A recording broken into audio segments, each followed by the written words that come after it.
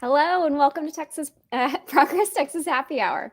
Welcome to What are we? Texas too if you're coming in from somewhere else.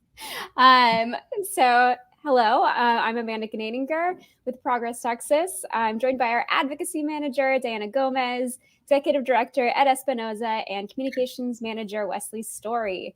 Today we're going to be talking a little bit about, what happened this week in the legislature and how we're kind of standing strong while the Republicans seem to be kind of dividing out amongst themselves and starting some infighting, which is always good for me.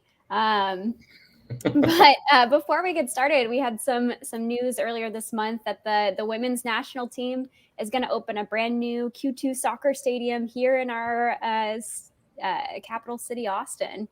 So I wanted to ask you, let's start here with Diana. What was your first sporting event? Did you play any sports growing up, and were you any good? To answer the second question, absolutely not. And the first question, it was a combination of, I tried two sports at the same time. One that was soccer, which I learned that I'm afraid of sports balls. I'm terrified that they will hurt me. I am 5'1". I feel like they are a big, part of my height. And I just see people get hit. And so the coach would always yell, "Go get the ball. Don't run away from it." Because the ball would come towards me and I'd run away. And then the other team would figure it out. And so they'd always hit the ball in my direction and we would lose. And then I was also in volleyball, and there's like an A team, a B team, and a C team. They had to make a special D team for a group of us. The Diana team. greatest team, but that's me. Ed, what about you? I played soccer most of my life. Initially, I had no choice, and then the older I got, the more I realized I wanted to play. Any good Latino family, the kid's going to get to choose any sport the kid wants to play, so long as it's soccer. And I was one of those kids, but then just kind of played my whole life. I wasn't very good early on. I got better as I got older. Always played defense. And I played all the way up until a few years ago, actually. I was playing indoor here in Austin. Problem is that indoor soccer is real fast paced. And some of the guys in those arenas were playing like they had Cadillac healthcare plans, which I do not. And so it got to a point to where I had to let them go at it. By the way, these weren't young guys. These were guys who should not have been playing as intense as they were. They were out there like Austin FC was recruiting or something, which it was not. So anyway. Yeah, that's two for soccer, relevant. This women's national team come in. Wes, what about you? So I actually played a lot of different sports growing up. I used to have a lot of energy. I don't know where it's all gone. The first sport I started driving straight into the Capitol. Yeah. The only thing about it, though, is I didn't really stick with one thing for a super long time. So I started off with soccer too. I wasn't super good at it. I kept tripping people. They moved me to goalie because I guess I was too aggressive. I also did dance and gymnastics for a few years, which I was really good at that. And then when I got to middle school, I did karate. And I ended up getting my red belt, which is only a couple away from black belt. But when I went to high school, I stopped. So lots of different random things throughout my years growing up. So in conclusion, Wesley's good at everything, as we expected. No, not at all. That's why I kept stopping. That's why I didn't continue. Well, it's interesting with the women's soccer team coming here to Texas when Texas seems to be really keen on attacking women's reproductive health and female identifying reproductive health. So Diana, can you kind of talk to me about what happened this week? We had some shameful things happen at the Capitol. Yeah, one of the most shameful things, maybe the top shameful thing we saw, which is really hard to beat out. All the members of the GOP really fight for each other that every week on being the top mistake of the week. But what we saw was Governor Abbott commit an unconstitutional act of signing SB 8 into law. And it was in a room full of GOP legislators, but no media in the room, which was, very, very odd. That's not usually how those types of signing the bills into law go down. I think the room was also lacking in a bit of color as well, and a lack of diversity there. But I think if I'm correct, it was the one diverse person there, Senator Lucio. Oh God. Yep. The one Democrat in the room. So, I use the term Democrat very loosely, but anyway. and so I say that is he committed an unconstitutional act because Roe versus Wade is still the law of the land, regardless of whatever Abbott signs. That is true. This law is not supposed to go into effect until September 1st. And just like it's happened in all the other states where laws like this have passed, they've been met with lawsuits to overturn them. And so we can expect to see that same thing happen here in Texas. Yeah, they'll have lawsuits immediately. We saw something like this come out in Alabama 2 years ago. And so maybe surprisingly, Texas had the good sense to not advance that bill back in that ledge session. But this year, like many things with this Republican legislature, lots of things have been off the rails, and this one has too. And I want to talk a little bit more about what the bill does. The SB 8 bans abortion as early as 6 weeks, which is before many people know they're pregnant. It also would allow for almost anyone to sue somebody who helps someone obtain an abortion after that timeline. So for an example, a mom driving their kid to go get an abortion at the clinic could potentially be sued by someone from out of state just for helping their child get an abortion. This is one of the most restrictive abortion laws in the country, and it's been reported that way too. That's not just our opinion, that's a fact. Yeah. And so that when we say abortion is still legal and that this law is going to be taken to court, that's because it's so extreme and there needs to be some action taken immediately. So I know we're going to get a lot of lawsuits. Have there been, I think we talked a little bit this morning before the show about some interesting lawsuits that we saw come out. Ed, do you want to mention the one we kind of saw in the news earlier? Was this the Satan one or something that we were talking about? Yes, this is the Satanic Temple. That was the first time I had heard it, and I'm trying to look at our Slack channel to see where it is. You might want to defer to Wesley or Diana on this because I can't remember what it was about. Other than that, it's crazy, but it's a thing, right? Yeah. So unless Wesley and Diana, you want to take it away? I can talk a little bit about it. So I think this law, it's not in direct response to SB 8. This law has actually been, or this lawsuit has actually been in effect for a couple of months now. But the Satanic Temple is suing the state of Texas over abortion regulations that it says infringes on their religious beliefs. So what they're doing is, it's really almost a parody. They're turning it around and basically using Republican tactics against them. They're saying that abortion is part of their religion. They believe that it should be obtainable and accessible, and that the state of Texas is infringing on that religious belief with all of the different abortion restrictions that we've had in place for years now that make it harder to obtain abortion here in Texas. I think the thing that they must be missing in all of this, though, is that when Republicans talk about religious freedom, Wesley, they're only talking about Christian religious freedom. Exactly. Come on, you can't be satanic, you can't be Muslim, and you can't be anything else. That's not what they meant. I also saw today, sorry, I'm not a panelist here, but I asked, this is kind of relevant. You're part of the family. Yeah. But I saw Alabama just started allowing yoga to be practiced in schools again, where it was prohibited before.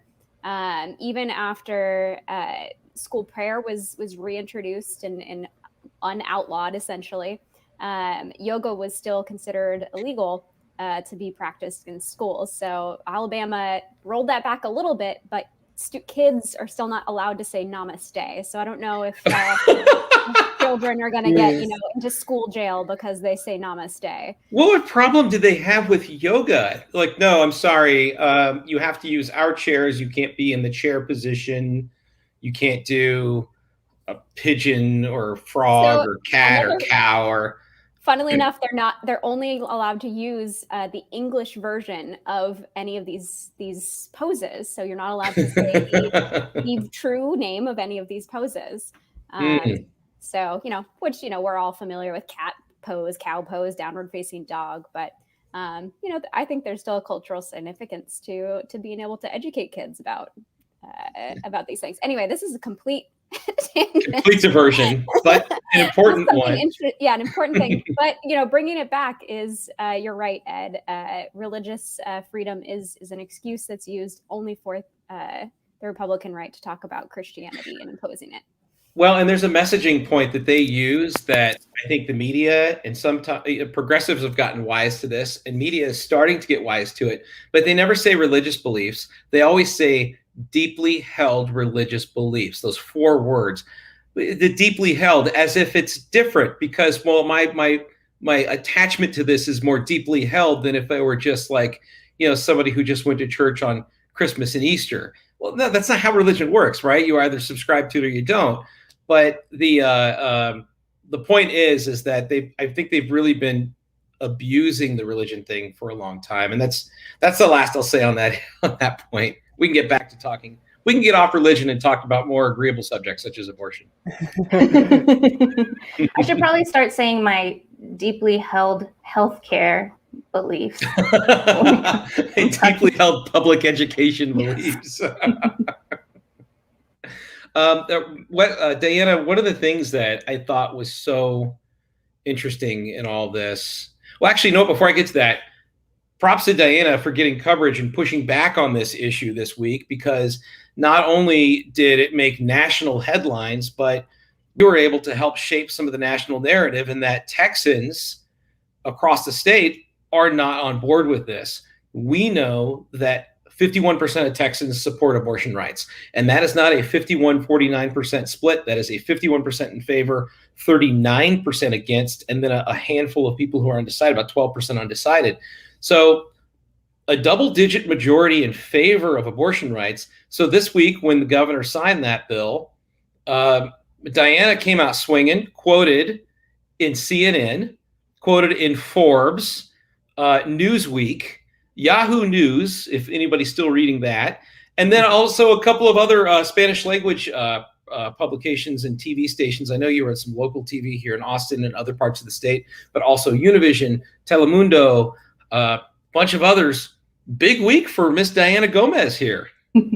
In 2 different languages as well. It's very interesting to which is really important, like language access and language justice in this movement as well, for all Texans to know that this is completely unconstitutional. When I went on Fox 7 this week, it was interesting. The other side had nothing to say when it came to rebutting whether this was unconstitutional or not. They said, well, we'll see in the courts, we'll see. It's like, but is it unconstitutional or not? Yeah, it's unconstitutional because we still have Roe versus Wade. And it's really important to let folks know the facts, because I think a lot of what the other side tries to do with unconstitutional bills like these, and also unconstitutional mandates like happened in the city of Lubbock, where they passed, banning abortion there, is that their whole goal is to confuse people into thinking they can't get an abortion. It's a whole it's all about power and control, and confusing people to think they don't have the rights that they do. And so it's just our job to let folks know that not only do they deserve these rights, but they completely have these rights. And it's, really excited, especially with the amazing leadership of the comms manager, Wesley, to be able to get this story out there nationally to everyone. And to Texans as well, and as many languages as possible to clear up the confusion that the other side's trying to cause. The thing about the confusion is important, because a lot of people think that this bill has been signed and so that it is the law right now, and that is not the case. Like, all of the laws during a Texas legislative session don't take place until September 1st, if they're even upheld, right? Because the lawsuits will come, the injunctions will be filed, and a judge could decide to not let this go in effect until the case has been played out. We've seen that before. So it's happened before. It could happen again. Exactly. You know, Texas seems to like to find ways to disrespect women. And one of the ones that we also saw this week is the Senate gutting an anti-harassment bill. After earlier this year, lobbyists were accused of sexually harassing female staffers and legislative aides. So I was wondering what you guys had to say about that. I think that this is all part of a pattern that we see within the Texas legislature. You know, the issue of abortion rights ties so directly into the issue of sexual assault and sexual harassment that we see at the Capitol, because it's all part of this attempt to control people's bodies. At the end of the day, that's what this is all about, is this power dynamic within the Texas Capitol.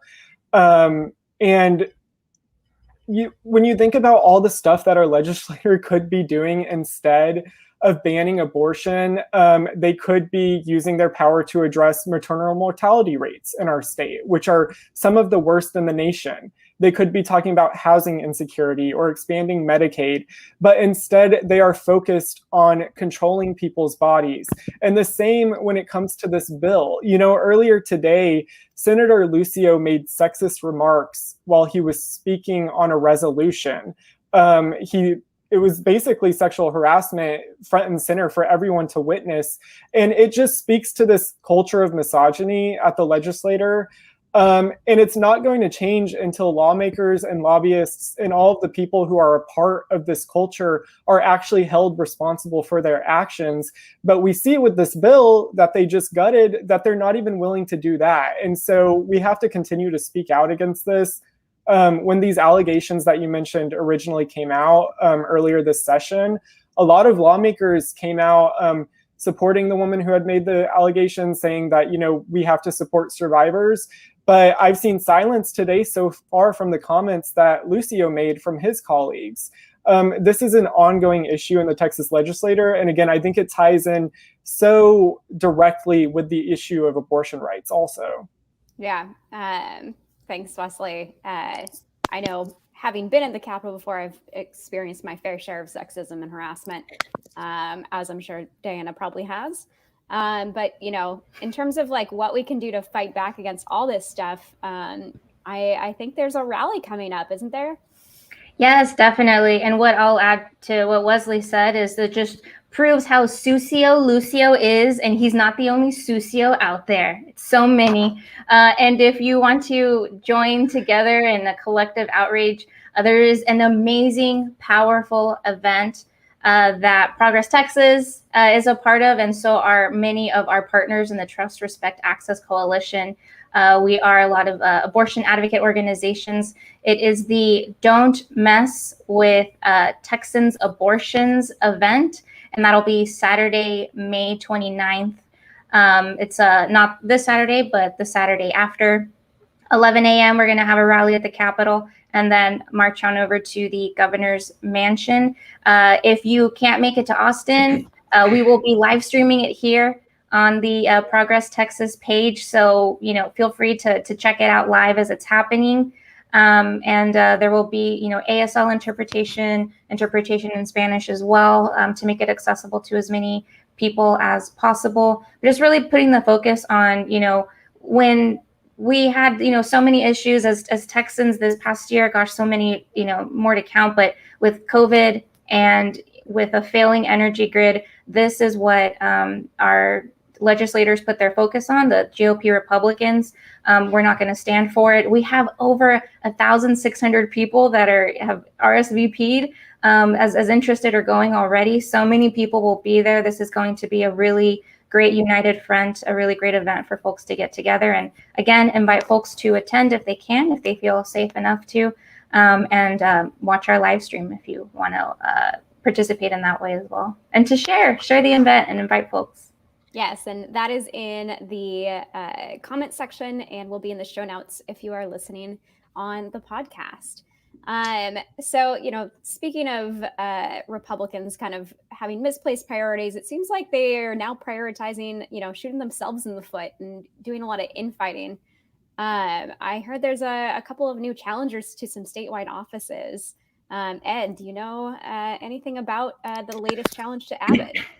Yeah, I know a thing about this. So Abbott, who has been running to his right for the past year, which is something he has always done, but even more so over the past year, now has a challenge from the right.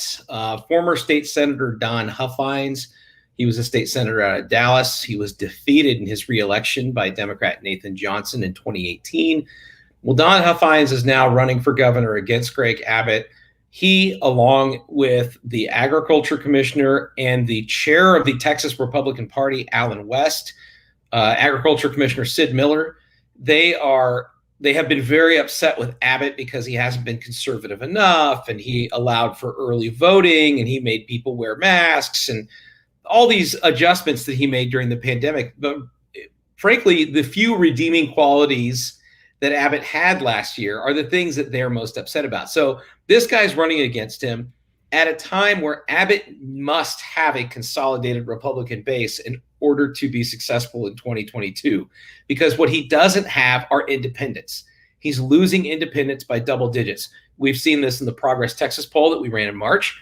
We saw it in the Texas Tribune poll that came out in February. There have been a couple of other polls since then as well. UT and Dallas Morning News did one, and the Texas Tribune has done another one since then. I haven't looked as closely at them as at the crosstabs in those particular polls, but I know that his overall numbers are relatively stagnant, which is that he's at about a 43% approval rating and a 45% disapproval rating. And that's not good for a two-term governor. You would think that heading into another election, he might have better standing, but he doesn't. So that's one race that we're seeing a contest in. The other one is the race for land commissioner, which I realize not a lot of people know what land commissioner does. It manages our oil and gas and mineral rights in the state. There are only 4 states in America that have an elected land commissioner. Well, our land commissioner is currently George P. Bush. A lot more people know him than know the office, but he's not going to run for his office again. He's going to run for attorney general against Ken Paxton, who is very much a flawed Republican.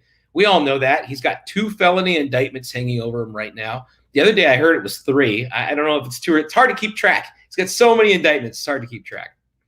But Bush is challenging him now. So now we've got Republicans who are just really a lot of infighting going here. Wesley wrote a great piece on that this week, whereas Democrats are united. We're mainly united against Republicans, but for the most part, united in our values and the things that we're pursuing.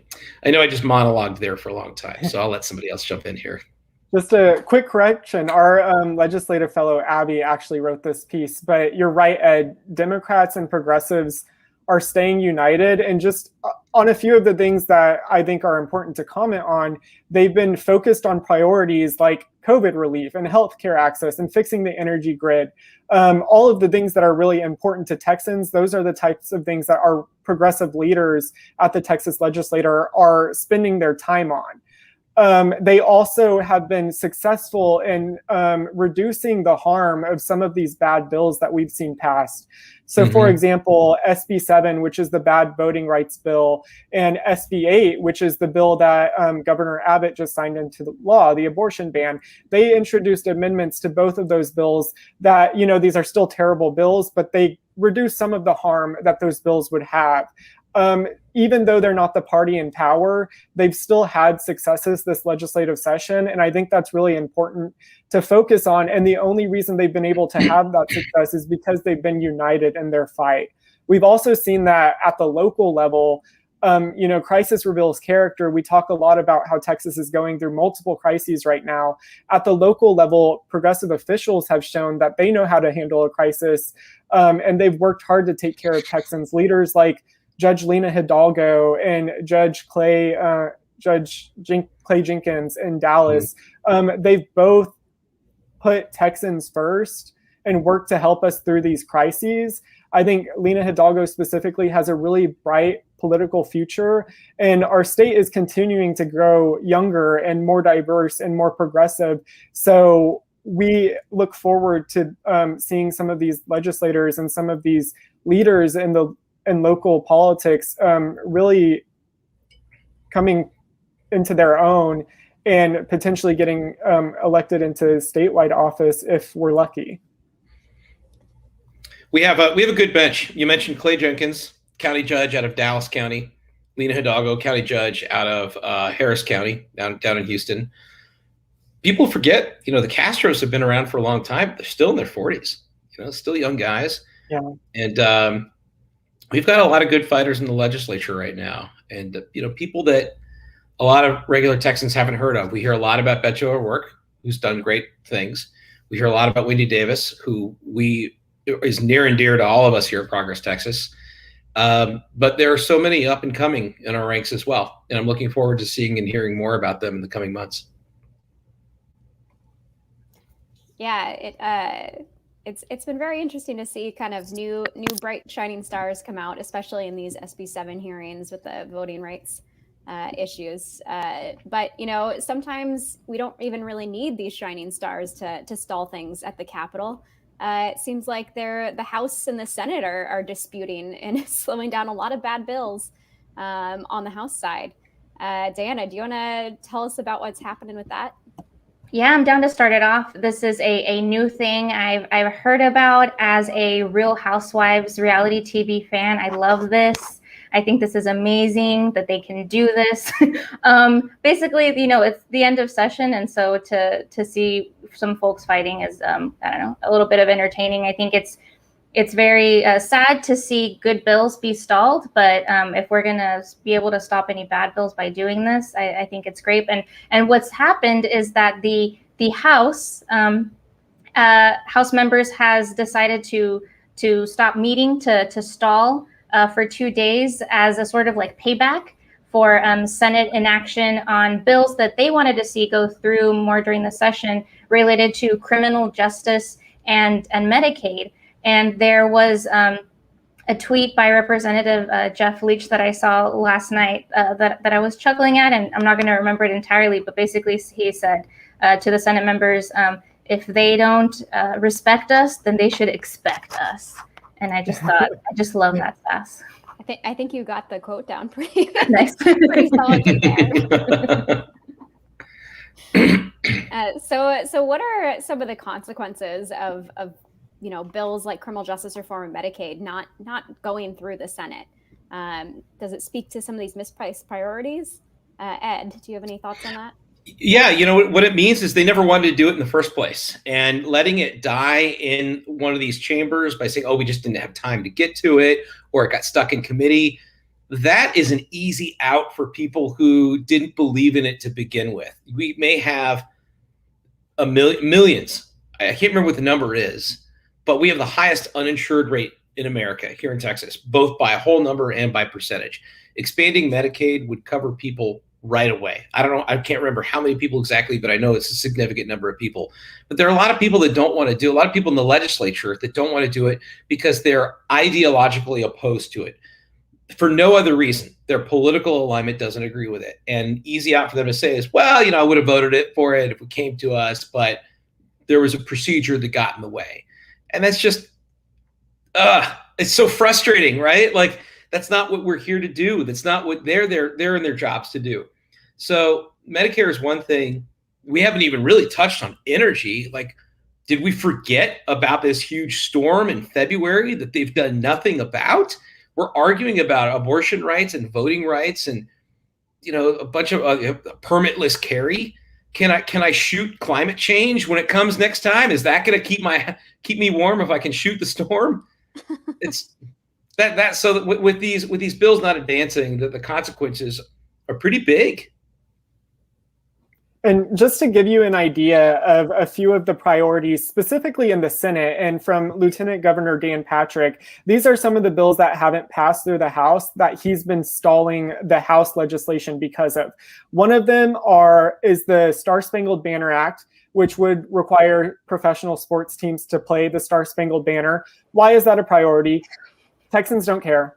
The other is a bill that would ban taxpayer-funded lobbying, which has all kinds of repercussions because that is a very common thing that cities do. Another is a bill that's targeting social media platforms for censorship, which we know is just a far-right Republican talking point that's not actually an issue that Texans are facing. Meanwhile, like Ed mentioned, we have bills that would address Medicaid and expand Medicaid for women who are pregnant up to a year after their pregnancy. We know that maternal mortality rates in Texas are some of the worst in the country. This bill would go a long way to addressing that issue. Bills like criminal justice reform, which are some of Speaker Phelan's main priorities, and that's why he's so upset, and that's why he decided to have the House not meet for the next couple of days, because these bills are bills that he specifically said he wanted to get passed. And that's when we talk about Republican infighting, that's just another example. I mean, Speaker Phelan is the Republican House Speaker, and he's fighting with his own colleagues who aren't hearing his bills in the Senate. Yeah, there's the line I saw is it was a reminder. Well, it was a reminder that there are two chambers in the legislature. There is a House and there is a Senate. And it said, what was the line? Respect us or expect us was what the House, the message the House was sending to the Senate. And to clarify, in case there's, I don't know if we stated this earlier, but the House has certain deadlines to hear bills from the Senate, and vice versa. The Senate has certain deadlines to hear bills from the House, and the Senate just wasn't moving fast enough to hear those bills from the House, which is why Speaker Phelan reacted the way he did. He basically closed down the House for 2 days to say, we're not going to hear any Senate bills until I can see you start hearing some of our bills. On the one hand, you hate to see it. On the other hand, you like to see some gas pouring on that fire of infighting every once in a while. And on the other hand, I wish they had done this sooner to delay some of the really terrible bills that have already made their way through the Capitol. But, you get what you get. So to close this out, I just have one final question. Anybody can take this, but if you wanted to stoke the fire of division, what would you throw in the flame? Anyone could take this. So I'll give you guys a minute. Think about it before I call on one of you. But in the meantime, I wanted to thank everybody for joining us. And Ed, you got something? Yeah, I think I would probably just pour some of the very flammable liquor that I've had to drink during this legislative session. I would hate to see the liquor go, but to watch it fan some flames might actually be very entertaining. I feel like that's why alcohol to go was passed, just for us to be able to deal with all these crappy bills. Now, if they could have included marijuana in that, that would have been cool too. They had a chance. Yeah. They had a chance. There's still time. Yeah. Not much. Not much. Got a week left. But again, thanks so much for joining us, everyone. You can remember to go to progresstexas.org to follow us on social. And if you're listening to us, subscribe to us on your favorite podcast app. Have a great day, everybody, and thanks for joining. Bye, y'all. Bye. Thanks.